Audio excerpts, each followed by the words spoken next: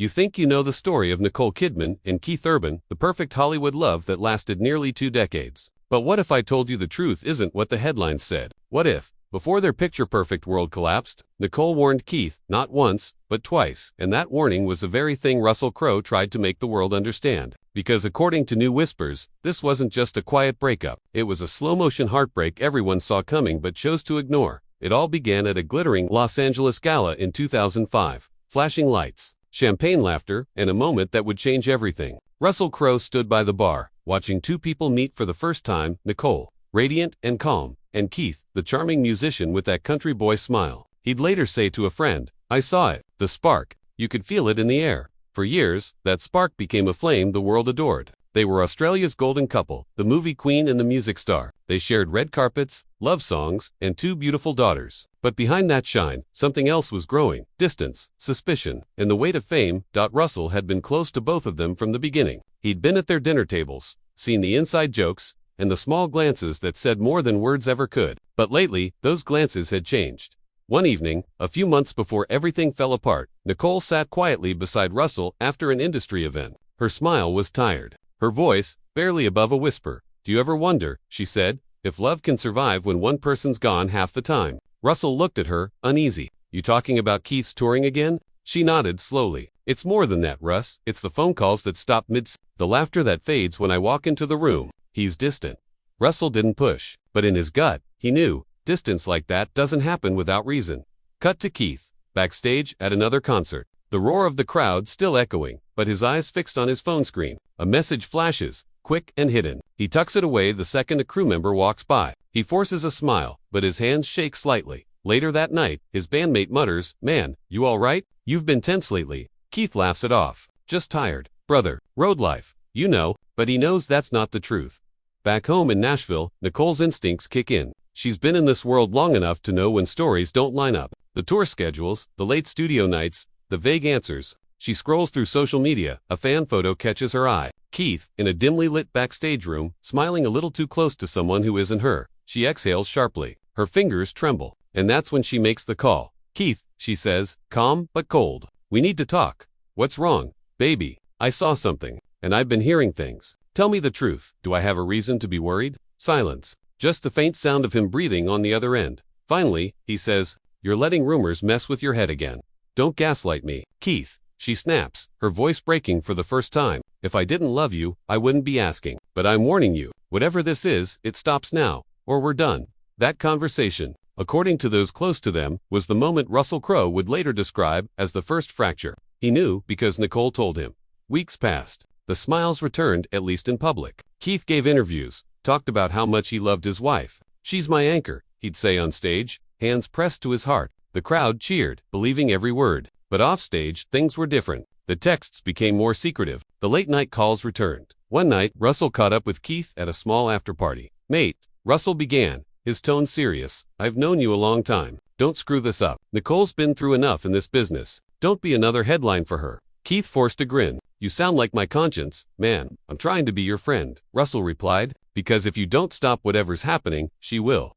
Keith didn't respond, he just looked away. That silence said everything. By June 2025, everything looked perfect again. On their anniversary, Keith posted a sweet photo captioned, "Happy anniversary, baby." Nicole reposted it with a heart emoji. Fans swooned, but those who knew them saw the cracks beneath. Russell saw it too. At an event just days later, Nicole's smile didn't quite reach her eyes. Keith's hand on her shoulder looked more like an apology than affection. A friend leaned toward Russell and whispered, "They're fine, right?" Russell only said, "You ever seen a house that looks perfect right before it collapses?" A few weeks later, the collapse came. Nicole's lawyers filed for divorce quietly. Keith signed without resistance. No spousal support, no drawn-out battle. Just papers, pens, and silence. Russell would later tell someone close to him, that wasn't just a breakup. That was the result of a warning ignored. People wondered why he broke his silence, why he'd risk his friendship with Keith to reveal something so personal. But to Russell, it wasn't betrayal. It was protection. Because the world had started to see Nicole as the cold one. The one who walked away from a man who loved her. But behind closed doors, she was the one who tried to save her marriage. One evening, weeks after the news broke, Russell and Nicole met privately at a quiet restaurant. Cameras had already moved on to other scandals. She sat across from him, exhausted but calm. "Was I wrong to warn him?" she asked softly. Russell shook his head. No, you were wrong to believe he'd listen. Nicole smiled sadly. I thought love was enough. Russell leaned in. Sometimes love's the warning before the storm. You gave him a chance, that's more than most would. She looked down at her hands. I didn't want to humiliate him. I just wanted honesty. He sighed. Then you handled it better than anyone else could have. Across town, Keith sat in an empty studio. His guitar leaned against the wall, untouched. He scrolled through old photos, wedding days, vacations, laughter. His reflection stared back from the black screen. God, what have I done? He muttered. A bandmate entered quietly. You alright, man? Keith smiled weakly. Just writing songs about mistakes. But no song could fix the silence between them now.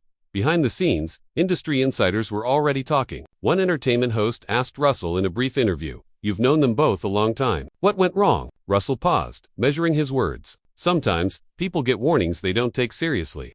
Are you saying Keith ignored one? The host pressed. He smiled faintly. Let's just say, Nicole gave him every chance to make things right.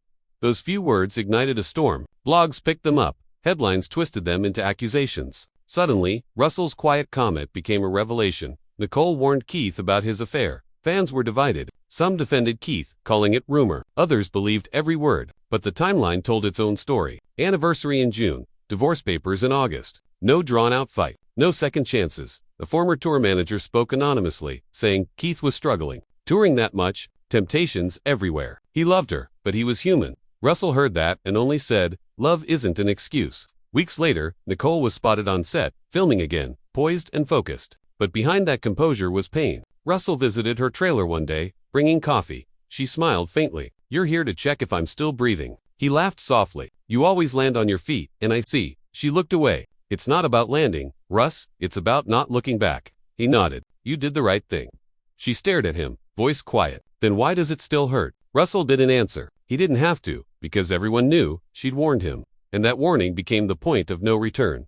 Keith tried to rebuild his image, pouring his regret into new songs. One track's lyrics caught attention. I heard your silence louder than your words. I thought I had time, but time burned first.